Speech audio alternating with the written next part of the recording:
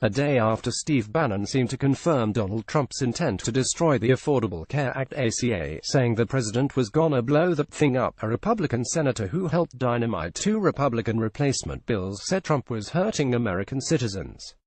Bannon, a former senior White House strategist who remains close to the president, spoke at a conservative event in Washington on Saturday, at the end of a week in which Trump signed an executive order to allow the sale of cheaper insurance under the ACA and ended federal subsidies that help poorer Americans afford health coverage. Then you had Obamacare, Bannon said at the Values Voter Summit, as he listed Trump's recent achievements. Not gonna make the CSR cost-sharing reduction payments, gonna blow that thing up, gonna blow those insurance exchanges up. Right earlier, Trump had responded to widespread opposition to his moves by claiming they were positive, tweeting millions of people benefit. He also called the cost-sharing subsidies a Dems windfall to insurance companies.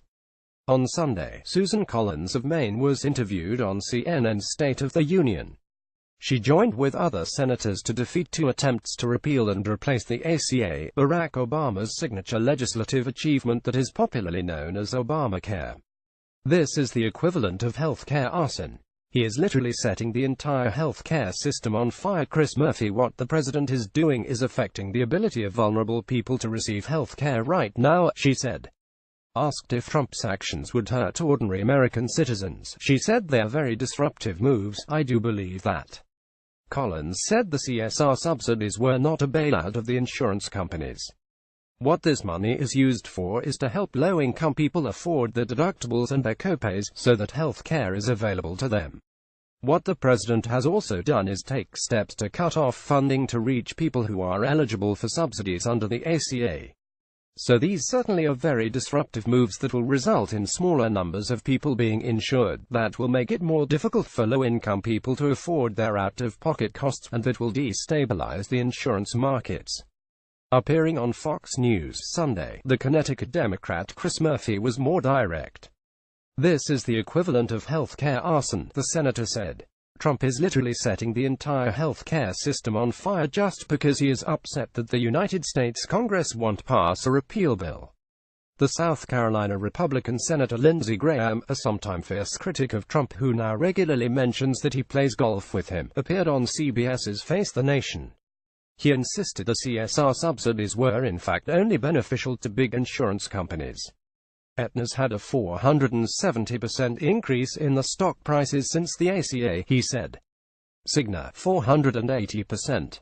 Humana, 420%. The president is not going to continue to throw good money after bad. Give $7 billion to insurance companies unless something changes about Obamacare that would justify it. Graham said Trump had spoken on Saturday to Lamar Alexander, a Tennessee Republican who is negotiating with Patty Murray, a Washington Democrat, over ACA reform. The president was encouraging him to get a bipartisan deal that would have some flexibility, Graham said. At the Values Voter Summit, Bannon also called for a season of war against a GOP establishment.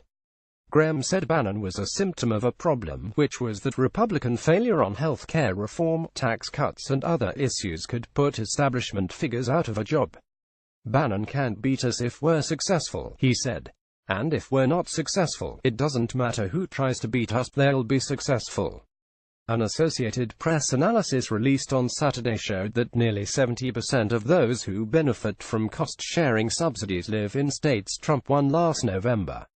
One Floridian interviewed by the app said Trump's cut would be a death sentence for some.